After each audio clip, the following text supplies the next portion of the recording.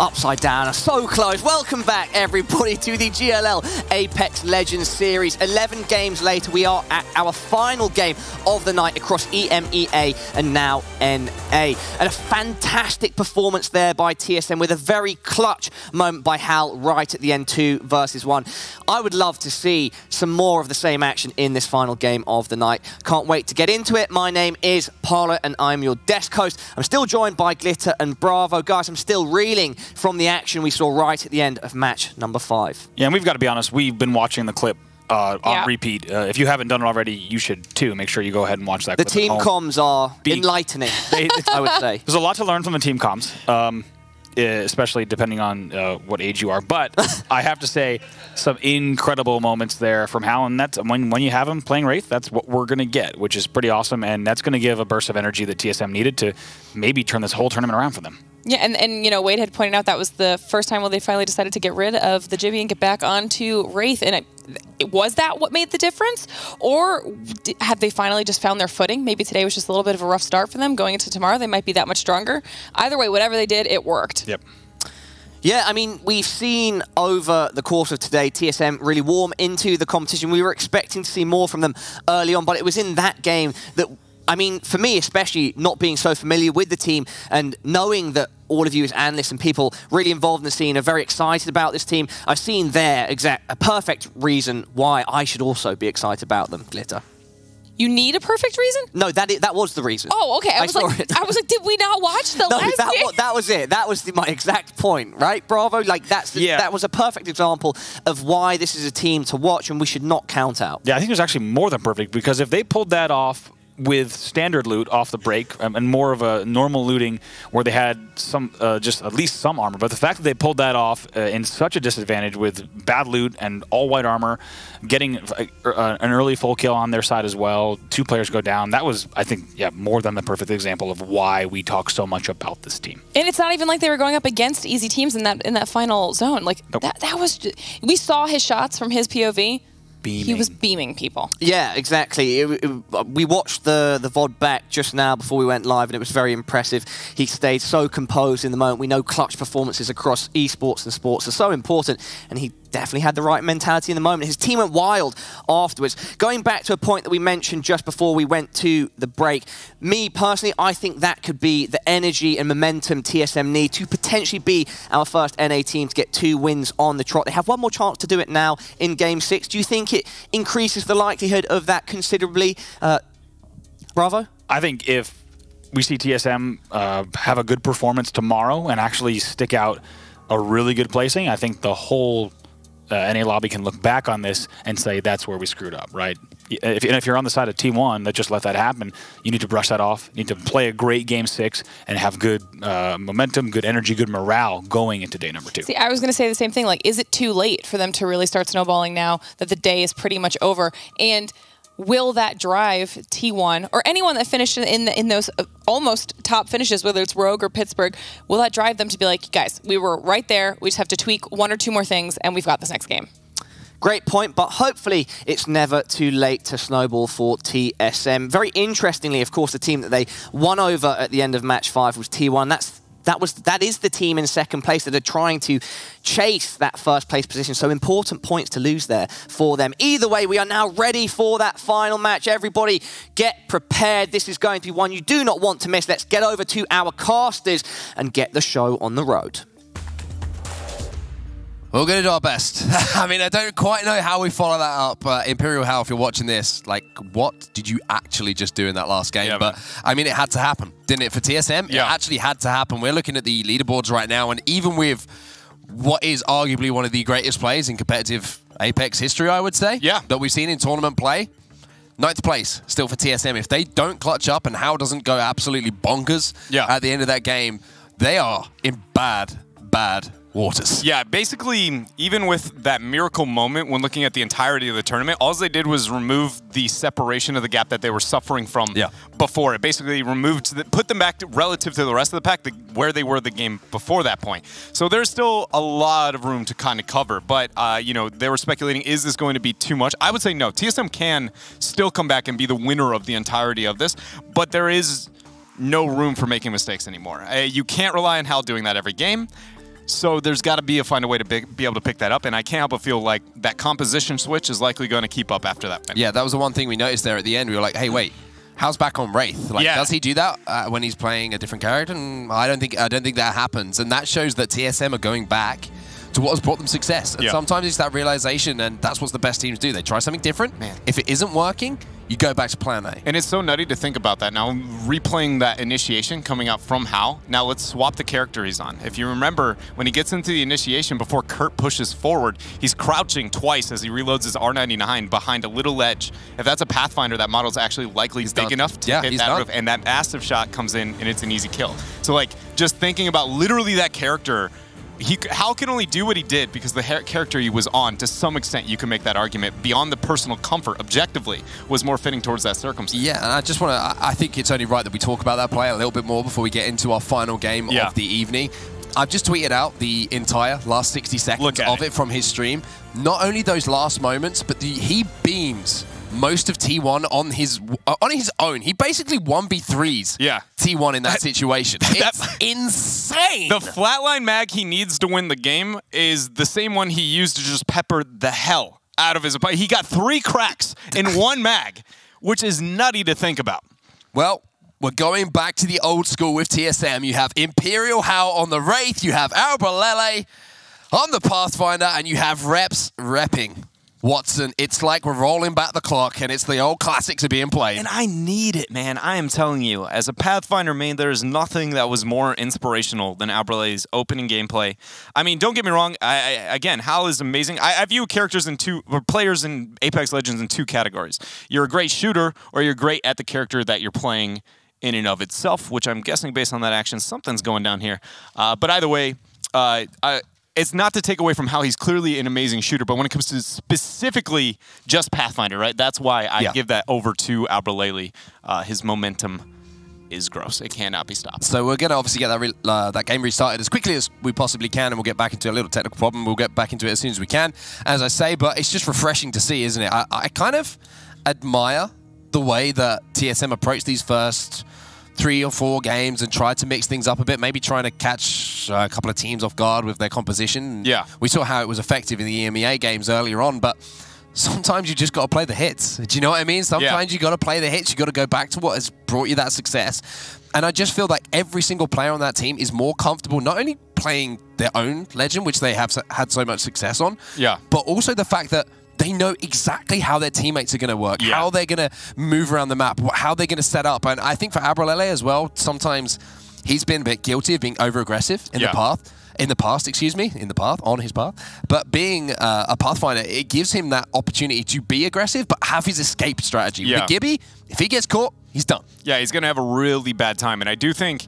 I can understand the thought process is why that would be your swap, right? Hal on a path, which is the second best character to gap close and be aggressive because of his grapple capabilities and that grapple outward, and because of the thought process sometimes that you can have, or at least around the original composition with Pathfinder being more the specialist, if you will, the utility focus, it makes sense that you would imagine, okay, we're bumping one of those out, we take our utility player, move him to the next utility, and we keep the hyphy aggressive momentum still on the player who's most successful there. And I think that's why you see that thought process. I don't think it's that they can't go back and they still can't be successful. And I don't even know if that composition is going to be enough, even though I think they'll continue it. Because, again, it wasn't like that was a dominant win. It was a dominant win after an insane, series of plays. So I just don't think it's completely going to be enough to be able to save them at this point. But I think you're right. There's a lot of value in the nuance of just having absolute faith without having to ask questions about the situation you're trying to have unfold. And it's that experience with that composition that I think likely caters to it. It also shows they're happy to recognize as a team when things aren't working, which sometimes, you have to put your ego to the side. You say,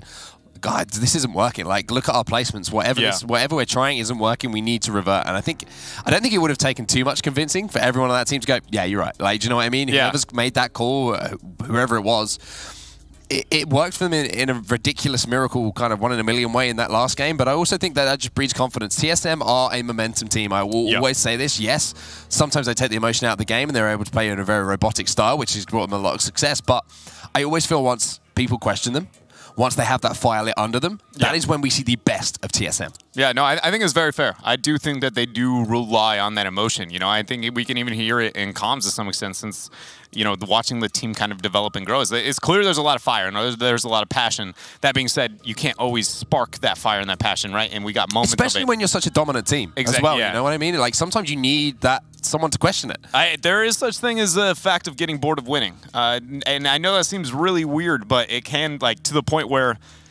basically the win isn't fun until it's challenging, right? And then it's not challenging until it's basically you doing something wild, all right? And I would not be surprised if part of the rumors, in the conversations of when are we going to get the caustic on their behalf, and some of that is out of that, not only testing, but also, why keep doing what you're doing? I can even tell you in my past, for instance, being a team leader, we would play a game, and then basically I would set mini games that aren't the actual win condition objective, and if we failed to meet them, it was still a loss in our mind, right? Yeah. And that basically was ways to be able to further those sub-goals that you need in every game and really further, and then basically be willing to risk the entire game on those because it isn't a win, and you can change that and further your advancement as a player if you can set those unique limitations. It's kind of micromanagement of the micro situations, isn't it? In game, and being able to get those repetitions into things that you might need once every 20 games. Yeah. But when that situation arises, you're in a comfortable enough position to execute and make the most of that situation. I want to talk about the leaderboards a little bit, though. I'm just going to roll over here, if you bear with me 2 seconds, please, everyone who's watching at the moment, just to give you a little bit more of a lay of the land before we get into our final game here and kind of set ourselves up for the last 6 games tomorrow. Yeah. That North America is going to be ringing. Of course, before that, we're going to have the EMEA conclusion as well. 6 games there, so plenty more Apex Legends coming your way tomorrow. Will Luminosity do it? That's the real question. That's the real question. And I'm looking at the leaderboards now. Sentinel's still in first position. 32 placement points on the board, 29 kills for them, total score 61 points. They could not have asked for a better day. The only way it could have been better, maybe, is if Howard doesn't make that play just because it's TSM. Yeah. And anyone else makes that play, I think they're like, okay, cool, whatever, but... And there was a bit of dangerous. There was a skosh of a pacing setback there for Sentinels because though they are still pretty comfortably in that first place positioning, what went from basically you can do anything and no one can catch you circumstances. Now, teams like T1 are very much within that zone, but it's about only T1 that sit within that zone now. I think T1 are going to have... It's going to be an interesting position to be in at the moment if you're sat on T1 because they put a lot of points on the board in that last game. However, I don't care how, happy you are with points on the board, you cannot let that happen. What just happened against them, they let How do it. I think... It's a weird place to be, isn't it? You're kind of happy on one hand that you got a lot of points on the board, but you've just been embarrassed as a squad. Yeah, no, it is a very difficult mental state, I think, to be in and be able to separate yourself from emotionally here for the roster of T1. And on the note of T1 quickly, one thing that I really am happy to see here from them is the level of dominance and kind of, sitting in our second place position that they have had, because this was a roster going into X Games, and this was before some of the adjustments that they made in their overall roster, that there was a lot of hype and potential. And I felt like they showed some of the best signs of having mid to late game decision making that would really separate them from the pack. But it just never worked out. And it was even less clear than some of the successes or failures of teams like Fnatic NA. Yeah. But so for them to come out and, have those questionable performances here and given a little bit of time, a little bit of mix-up, go back to what seems like one of the more formidable rosters of North America here so far, I just can't help but feel like you got to love that redemption story, that commitment, to show the high, the struggles, the adjustments, and then back to what seems like one of the best of NA. So I'm going to be watching where that early circle gone. We see the Pathfinder beacon being used as well to give us a little bit more indication of the next circle as well. And it looks like it is heading towards kind of the northeastern side of the map. And not only the northeastern side, it looks like it might be between Epicenter and kind of the overlook area and those rocks. We have a lot of rock structures, a lot of different elevations. And that's a very interesting circle, and I think for Fnatic, you could see there, Fnatic NA, they've kind of gone for that early rotation, and they should be able to lock down a pretty good spot for them. Hypa being called to be back off here from this initiation as Lucido already been removed. Lucido calling out there in the comms that they're going to be in hot pursuit there. It's already the race sitting now at 1 shot away from dying. Basically, any weapon would be enough to be able to confirm that in. Senox also here for Sentinels. Well, this is big, though. Yeah, this is sitting outside a sorting factory. They are done. The first team to drop, actually, is going to be Sentinels. You managed to do it, and it seems like every single time we drop onto a team who have had a good performance or expecting big things on, whose dreams do we want to cross curse strikes the lobby. Yep. You just wait. I'm coming for you next there, T1. Just wait. Actually, I feel like they probably got that in the last round. Yeah, I was going to say, I think they've had enough of All right, third the bad place, juju. Team Liquid Blue. Check yourself, boys. You're lucky it's, I guess, the 6th game of the day, but tomorrow. Well, that sets everything up beautifully for this last game now, doesn't it? The fact that we've had our first place team knocked out very early on, that means those teams can close the gap. It sets up tomorrow to be an even more, as if it wasn't interesting enough, you know, as far as who can potentially win and who's going to put in a big game. A big game here for any of that chasing pack. And they go into tomorrow in a very, very interesting position. Look at this. That's actually the team dishing the damage there. That was CLG who ended up cleaning up their Space Station Gaming. And the only reason I say that was such a surprise is, again, it has not been a very dominant day there for them. And I feel like that's probably some of the more positive signs, definitely early in a game coming out for CLG. Yeah, good signs there for CLG. Just to win that initial battle, we talk about confidence a lot as a team, and sometimes it just takes that little thing, just that little fire to be lit under, that little catalyst to get your game going once again. The problem there is that you're on game 6, so the odds of you translating that 24 hours into tomorrow, very, very low there. But anything could help here, right? Clearly for CLG. Well, Fnatic NA are the ones who are set up here in a nice position on this platform, just above. You can see that's kind of the where that rope comes up from that tunnel below, that train station tunnel. And they're once again in a great position. Like we mentioned, it always seems like you can't say Fnatic NA early on in the game aren't in a great position. You have to follow it with that kind of that little caveat. And it's wild because it is so consistent that normally you would say, how does a team be able to dictate a decent positioning so early, so consistently? You would say, well, they have to win a fight. But how often that's done through passiveness is insane. And I can't tell if they have a bigger brain than everybody on planet Earth, or if somehow, is it patience? What is that factor that allows that for Fnatic? But it really is something to see every single game.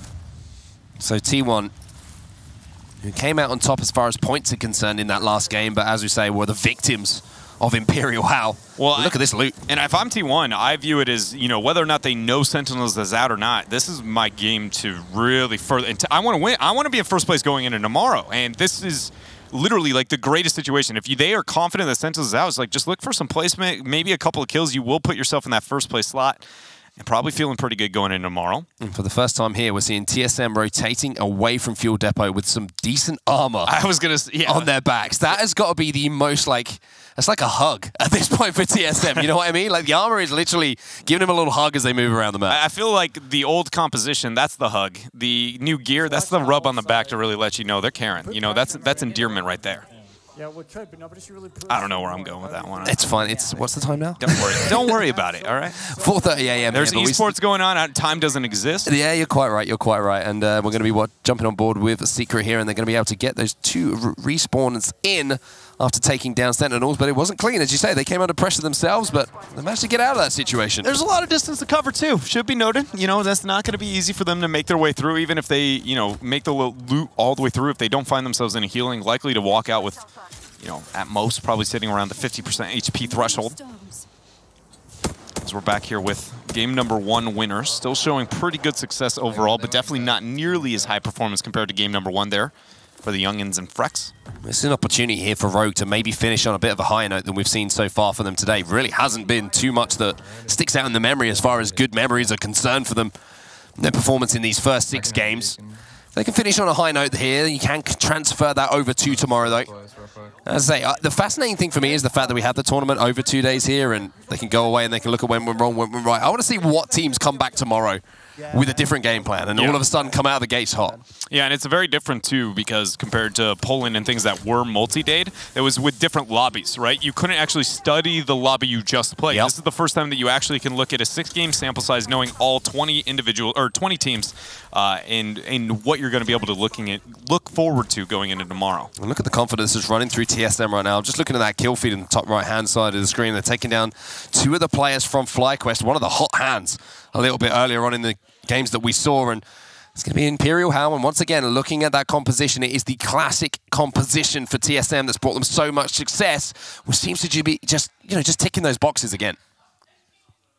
The one weird thing for me, and just tell me if I'm, just seeing things, because at this hour I may be, it's almost as if TSM is just playing absolutely different as well. Like some of the aggression in the mid game is something we haven't been seeing, and even they're seeing shots on the backside where they had the opportunity to retreat. They're going, do we kill this dude? Whereas it seemed like most of the day it was like, we aren't where we want to be. Second guess yourself. I think one of the factors that maybe plays into that as well is the fact that some of those early circles, they haven't had to rotate out, so they haven't had the opportunity to take fights, to That's a good point. even be aggressive onto people, to pick loot up themselves. So it's kind of like they've had to sit and wait for other people to make decisions, which is something that TSM don't really like to do. They would like to be the ones who are dictating the pace of a game. Yeah, and also that's actually, I believe here in North America, definitely one of the first glances we got out of Charge Rifle. The only player I feel like at least we've seen their perspective that have held on to it for some time there.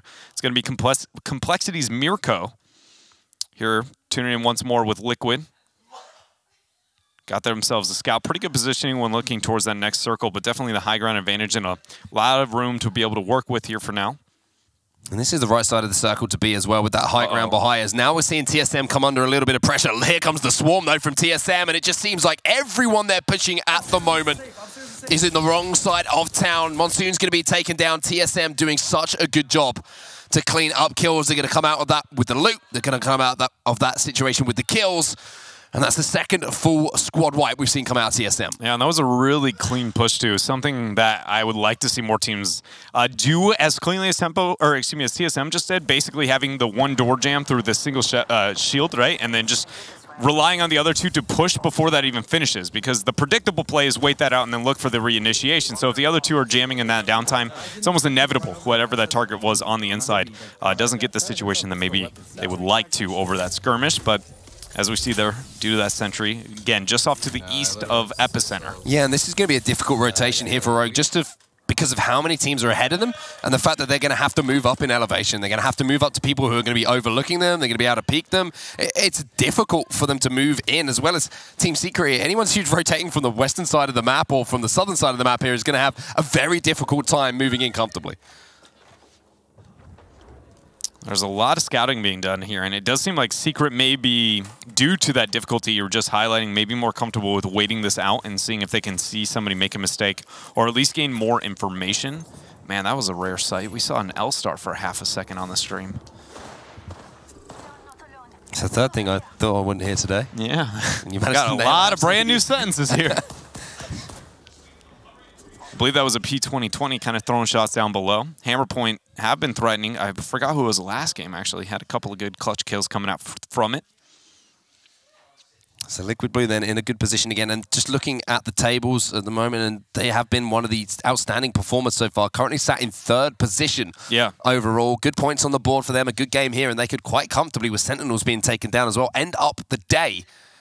At the end of the day, in first place after 6 games, of course, only halfway through, but you can't ask for a better day than ended up first place. Yeah, and that's a really good point that you bring up here. I feel like much like T1, talking about the time frame of when they're supposed to be one of the best and the most formidable, and what kind of performances that we got. And I would say Team Liquid Blue falls along the same kind of trajectory path, and also having a massive moment of redemption here, sitting in third and just honestly good all day long. They're probably the most consistent team, not necessarily winning anything, right? Like, they aren't walking away with these games, but they are always going to be a part of the conversation, much like Sentinels has been, again, minus those first-place finishes.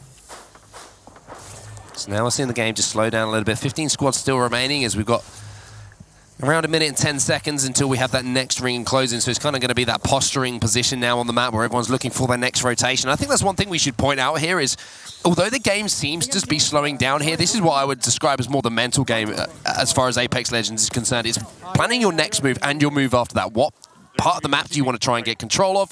How do you want to try and move to it? It's kind of the chess game within the first-person shooter. Yeah, no, it very much is. And it can be pretty intimidating, some of the things that can happen. Like, more often than not, also what you see happening is testing a bit of waters on the chances that they think they'll make, right? And so the ways that you do that is basically if you put yourself in that state of vulnerability. For instance, we see a wingman shooting there, but if they have something more effective at that range, engaging what you can and can't do rotationally based on their weaponry, test that out there. I like that they're looking to be able to get as much info as they can, but the youngins and Frex are moving their way here over towards the epicenter, taking a bit more of a cheeky transition through. Yeah, they're going to have to be sneaky here. There's just fire going on around them. I think there's 3 teams basically surrounding them. Luckily, that wall to their left-hand side, to the west side of the map, was just kind of just disguising them from one team who was inside Capital City. The big wall on the other side of them, the rock formation, was protecting them on the team on the south side. It was like very interesting. They managed to kind of carve a path. Like Moses splitting the Red Sea in the middle there and managing to stay alive. Yeah, he's like, oh, dude, we'll just walk right through this one. It is going to be, as we take a position here towards Epicenter here, this is going to be a little bit of what we see battling over the next couple of minutes, really, because the closure over Epicenter forces this high ground ice choke that there's kind of a drop-off on all angles looking towards the southern half of the map. Not so much the case when looking towards the northern, but that's where we get Refinery and all the elevations. So basically, everybody on the south side is going to be dealing with Epicenter. Everybody on the northern is worried about this outskirts kind of like this here, and again, towards that Refinery section. And that's two huge teams that have been taken out by Team Secret here. Firstly, it was Sentinels. Now they've taken out TSM, so big names to be taken down. The only issue is you've got to stay alive. You've got to get inside that circle, but it's not going to do too much damage. And, well, not like this. Normally, I'd be like, hey, TSM in a struggling kind of position here. It's going to be difficult for them to get points on the board. However, history has a funny way of repeating itself, is all I'm going to say. Mark Twain, history does not repeat itself, but it rhymes, boys. It's a very, very true statement here, and we'll see how close those words end up coming out this time. Frex going to take up a bit of shielding here from his generator, and as we see, forced more towards that western side in the distance out here. Secret, as you pointed out, being one of the more scary one in terms of the teams that they've been able to knock out so far here. Not been so threatening in the entirety of this tournament here so far, still sitting in 15th. Scout shot's going to be going down onto this little carriage in the truck. And this is where I want to ask you, we have seen so much Scout across the board. These are those moments where, though I believe in the Scout and I think it's great, I'm surprised that there's been a basically non-existent longbow. And these are those trading opportunities where the longbow, for the most part, will be able to trade up for at least 1 to 2 more rounds, right? And then it becomes, well, would the longbow have been able to do anything there compared to a Scout? The thing with the Scout there, it's got the double tap enabled as well. It's got that high fire rate, which I think gives you more chance of just dropping shields and burning resources a little bit, which is sometimes, what you're looking to do in that situation. I doubt that anyone who's using it right here on Team Liquid Blue is expecting to get a knock or a down using it. You're literally just harassing anyone trying to move in, and maybe other teams are looking at them. You're doing damage, you're burning resources, and you're just being a nuisance to hold down position. Every 2 shots that connect, you've got to sell, right? And that's enough to be like, well, how long can you do that for? And I'm going to be forcing a bit out of the Gibraltar there already. Positionally speaking, though, you can tell that Liquid was very, very much confident that this was going to be the zone that they wanted to defend here for round 4. Grand positioning, likely not going to be too considering going for the next one either. So Liquid Blue, is this their game to win? This could be. This is a fantastic position for them to be in at this situation of the game, as you're just going to see the shot being lined up, and it's just a case of pulling that trigger, and the trigger is pulled. However, his teammate does go down, but the fact that they have that high ground of the cover and the elevation means it's a comfortable res. And it gets doubly difficult considering that the circle is forcing the push in here as T1's going to move up and try and threaten them. Great decision-making there, taking on Team Liquid Blue with a flank, grapple through. Swaps over to the Peacekeeper. Question cracks the shield as well. The fact he was even connecting with that at that distance there. Pretty impressive shot coming through. Watson trap. Not going to be a problem here. Zerg's doing just all right. Questioning if he can get an angle there onto the target. Doesn't look like he's going to get too hasty there and thirst kills. We find a blue armor break there. R301 doing a lot of damage from distance here and just showing its worth as a weapon as well. It's something that I love to keep with maybe a slightly closer range weapon in the background, but it does damage at all ranges. Such a good utility weapon. And you can see it being put to use there by T1. And I liked what I saw there from T1, not letting themselves get dominated as far as position is concerned, trying to put themselves into a position to assert their dominance over the lobby and move towards that end zone. But Frex, the youngins and Frex doing damage here in Epicenter itself. Not sure if they managed to get too much. But notice the rotation they just made. They actually put themselves in a low ground positioning here as Mirko's the only one left alive, basically just going to be trying to play squirrel as best he can here. Charge rifle R99, 99 only having literally 90 bullets available is the worst case scenario. And if you just look to your right, Frex. Actually, did they just clean him up? Was I not paying attention? Either way. I don't think they did. I'm not sure. I'd have to get confirmation of that, of course, but T1, again, being aggressive. And I like the fact that T1 don't seem to be too shaken by what happened to them in that last game. Well, yeah, and not only what just happened in that last game, but the fact that Team Liquid Blue were complementing their positioning and the decision-making they just had, and literally within one swift decision, T1 has basically taken over the territory, and it really does feel like this is suddenly the moment where T1 is now found themselves able to walk it away. But Secret has been gaining momentum here throughout the final game of today. Some big kills. Some really good loot there. So T1's kind of the team that I want to keep my eye on, to be honest with you, as we see this circle is about to encroach, just because of the fact that not only do they have position, they're the team who can really upset leaderboards. They're the ones who can take advantage of the fact that Sentinels were the team that got taken down first in this lobby, the team who is currently leading our leaderboards in first place. They're the ones who kind of have all the cards in their hands, and if they can convert here, then they could be the ones that are topping the leaderboard at the end of this day. Yeah, and right there with that squad, actually, Musenfred is not struggling too heavily with their decision to get in. It's going to be... Pittsburgh's Knights find themselves a rogue, and that was a very good double massive shot there to be able to get the kills. Wingman shots going through, helping, having literally just one shot of HP coming through. Both targets down. He's going to throw it on the portal just to buy a little bit of time, maybe get a cheeky heal off somewhere else, but I don't know if he'll be able to make it. Fortunately for him, he just slid down into someone who was trying to collect some loot himself, and that was a fairly comfortable finish. I think he was almost as surprised as anyone to see someone just appear. And suddenly, 3 squads remain. 2 squads remain. It's T1 versus the world now. Can they close it out? I have no idea the status of the other target, but I doubt it's as well geared as this.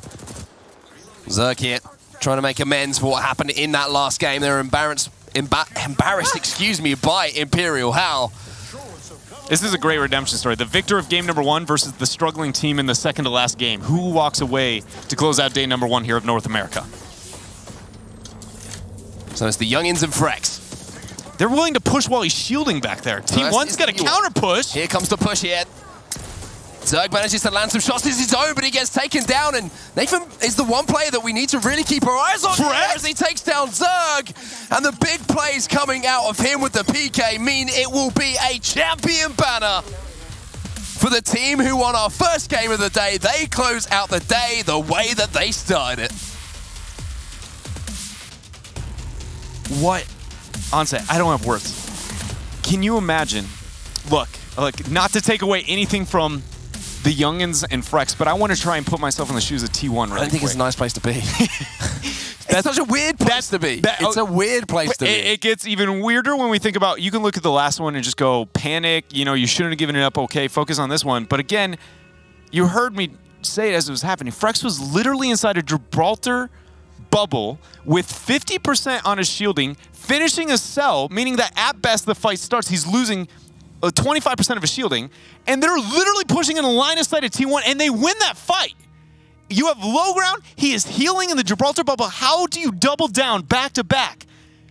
It's such a weird play. I want to bring the desk in on this one. How are T1 going to be feeling? Because I think that they're going to be top of the leaderboards. I think they're going to be feeling like this, guys. You know, they're going to be dancing. They got 2 wins today. Well, I don't know if they'll be top. I don't know if they'll be top. The last 2 games, they've been embarrassed a bit. I don't know if they'll be top of the leaderboards, though, because keep in mind, Youngins and Frax had 39 points. T1 only had 41, so it's really going to come down to how many points that last game earned each of them.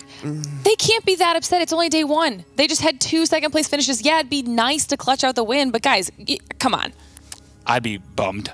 I'd be bummed. That's the thing, isn't it? It's like it's such a weird situation to be in. It's like, hey, we had a great day, but you kind of have that negative end. It's like, well, we just choked 2 wins, and that could have been even more. Like, it's a strange position to be in. I think it's one of those where, the results are hard to look down on, but you can't help but feel like there's no way you met your personal bar.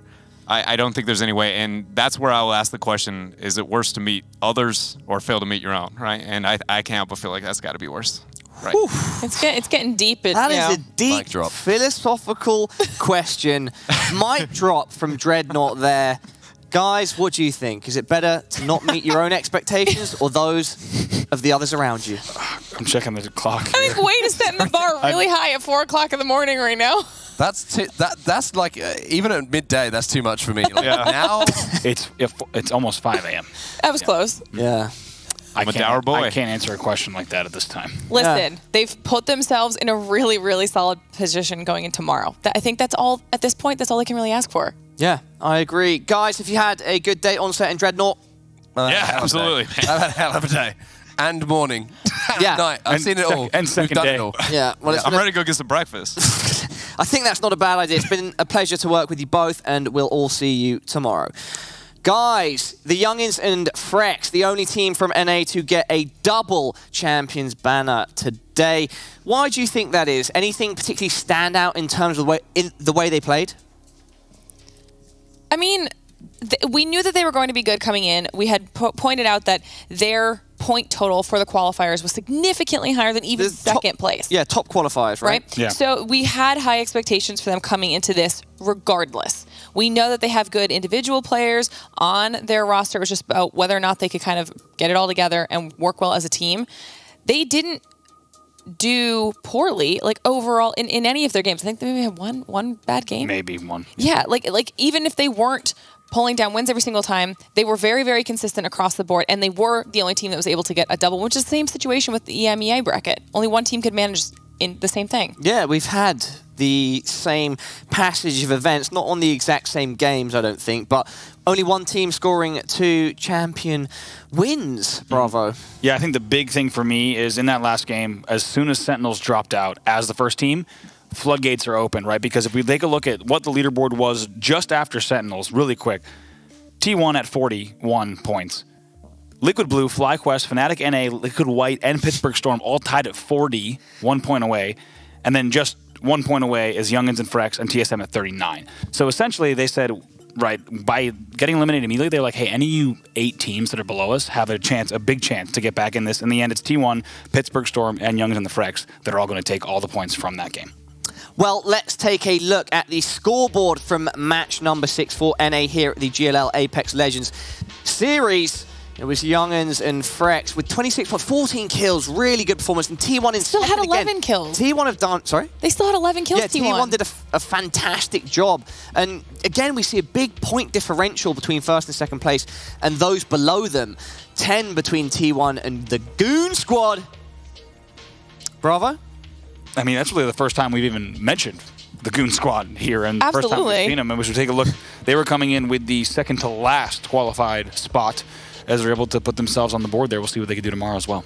Yep, FlyQuest unsuccessful there. Fnatic NA also not getting the best of results. And it means that at the end of day 1, after the first 6 matches, halfway through the tournament for NA, it's T1 that sit at the top with 74 points, just 1 point ahead of the leaders for EMEA. And the Youngins and Frex, due to their consistent performances, are sitting at 65 points, Sentinels in 3rd. And then we start to see a gap developing of 16 points between them and Pittsburgh Storm. Yeah, I'll say it again. I think Sentinels are going to be looking at that last game and thinking, you know, that gap could be our gap.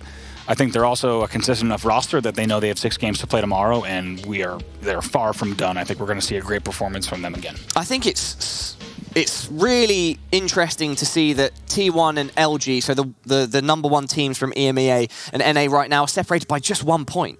That goes to show that even though NA definitely had a more aggressive play style across the board, at the end of the day, it all panned out pretty evenly for both regions. Indeed.